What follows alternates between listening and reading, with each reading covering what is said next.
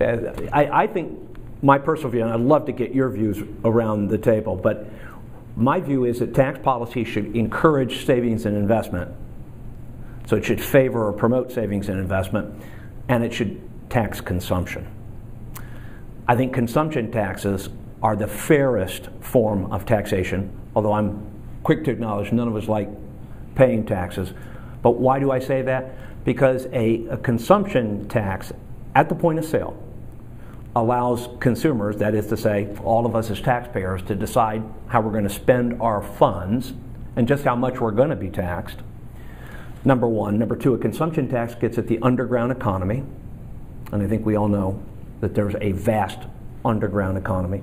And lastly, a consumption tax makes our out-of-state guests, our seasonal visitors, pay their fair share for government services and the use of government infrastructure.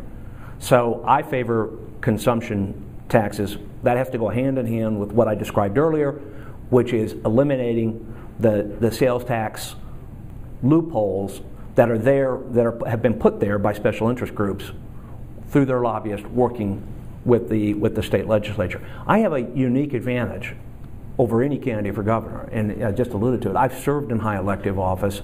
I know how to get things done. I know how to build consensus. If you look at the legislation that I authored as a member of Congress. But I also know how the special interests work.